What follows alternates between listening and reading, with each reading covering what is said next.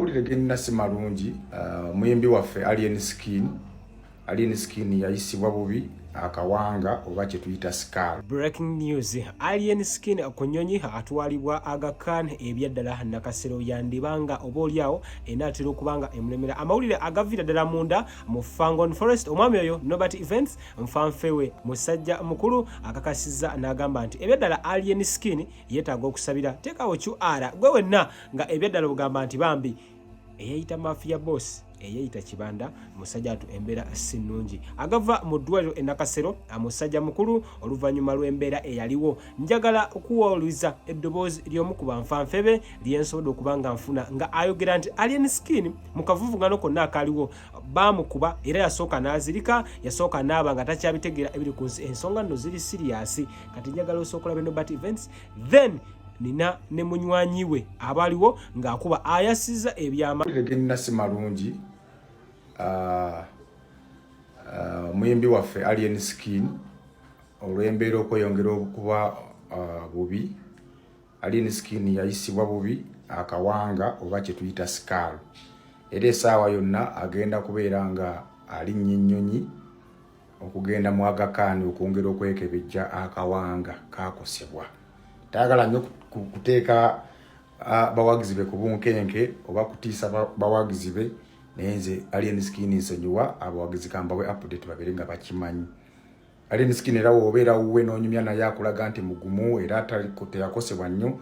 Alien Skin yakosebwa akawanga era essaawa yonna atwalibwa mu ddwaliro Aga Khan e Nairobi okwongera okwekebejja bye ulira naye bamukubira ejjinja yazirika tetwakibagamba bamukubira ejjinja yazirika teyazirika nazirika ola yazikiramuko katidi yazikiramuko katidi waati ng'ate yali avuga naye bamukubira ejjinja yazirika tetwakibagamba bamukubira ejjinja yazirika teyazirika nazirika ola yazikiramuko katidi yazikiramuko katidi waati ng'ate yali avuga nga kyali mu kumusa abayinja emmotoka agisule mu lukonko then amawulire gaveeyo nti abafangoni bafunye akabenje nga bava eyiganga.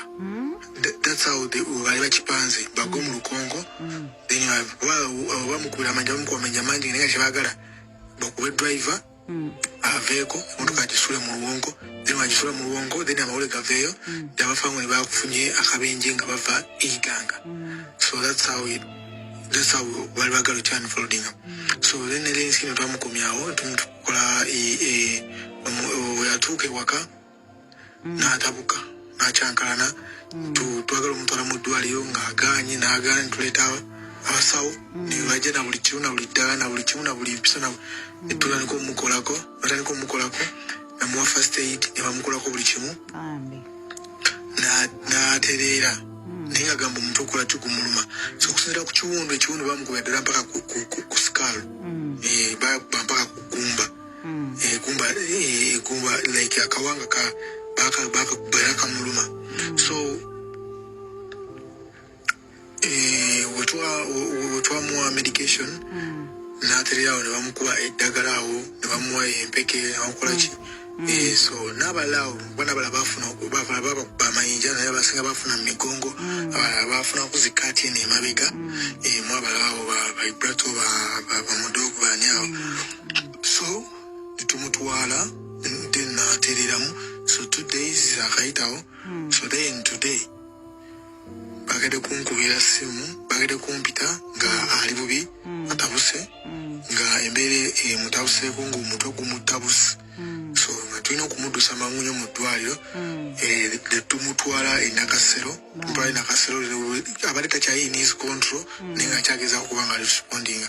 Tumutwala enakasero tutenakasero ne bamukolako ne bamusikaninga omutwe ne bagira kyabamu bamugiramu n'atereramu katodo kade ne bakoze sikaani ne bakebera nga omutwe eno tegulina buzibu kati nga bagala kebera miswa ate balina omukuba eddagala ly'omu mpiso kale eddagala balina omukuba lino beera nga ekyuma kiri monitoringa nga bakirabe emiswa wekiti some kind of magnetic smile because of it I don't understand sibitegeera kigambo bakozesa balinzi kigambo kyebakozesa ekyolusawo babiwandiisa naye olusawo tosobola lusoma. So Wetuse kweyo process. Omulwadde ne yeekyanga. Naye bamukubira ejjini. Wetuse kweyo process. Omulwadde ne yeekyanga. Omulwadde ne yeekyanga. Kana tukole tutya.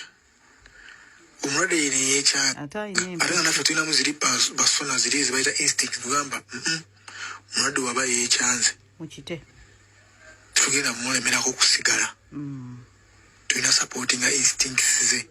So banga yayina kyate yekyalabanga ekitamu gidde mu ndaba ye. Yeekengedde. Tegera. Omulwadde ne yeekyanga. Ne yeekyangira ddala. N'afuluma n'eddwaliro. Kasi yafunyemu akangubanguba waati n'ateeramu kati. Yeekyangiddewo. Yeekyangiddewo omulwadde. So mpozi n'ekirala lwaki. Assalamu alaikum wa rahmatullahi wa barakatuh. Amanya n'eddoboozi Haji Abudu omusomi w'edduwa. Nkola ku nsonga ez'enjawulo, emirimu nga gikutataganyeko, ebyenfuna byo nga bidobonkanye, ne oba oli bweru wa ggwanga emirimu gyakucankalanako. Jangu kusomere ku dduwa okuva edda nedda edduwa zaabaawo, edduwa zisomibwa, omuntu n'oterezebwa mu mbeera yonna ebadde ekusibyeko akanyaaga. Nina ekyoto kye nsobola okukumira wadde oli bweru wa ggwanga nga toli kumpi wano n'ofuna omukisa ogwo nawe n'osomerwako ku dduwa nga nkuteddeko n'akabaani. Allah ajja kukusaasira, ajja kukwanukula. Kuba ku nnamba yange y'essimu 075 2 44 7 ne ku WhatsApp kwendi. Mpereza obubaka sobole okuyamba. Assalamu alaikum wa rahmatullahi wa barakatuh. Omuntu mu ddwaliro ayina memory error. Akuba memory error alien skin. Like asooka okugamba ekintu nemukitegeera nekimukwasagalawo nemukitegeera then olumala munyiramu kyabadde akutumye kyabadde agambye mukole ogenda olaba nga tabijjukira nga takubuuza ati twabadde kuki ate twakoze kiti ate ng'oli omuzeewo mu process n'omunyana.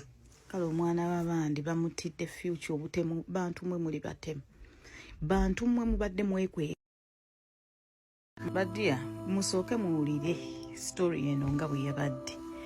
Kati bano abantu balowooza nti no tupostinga muno simanyi mutuli insensitive. Mwabadde mwagala babadde bategesa akabenje okuttira alien skin nga beyiga nga bagambe nti no yafiiridde mu kabenje kyekyamukubisiza amayinja. Listen to the full story here. Okitegera gundi video nalitaddeyo naye ennaku zino ngoberera amateeka. Anyway, listen to it. Mulabe lwaki tuli banyiivu. Manya bantu mwe muli babi, bantu mwe mizingiriti mwe ulira.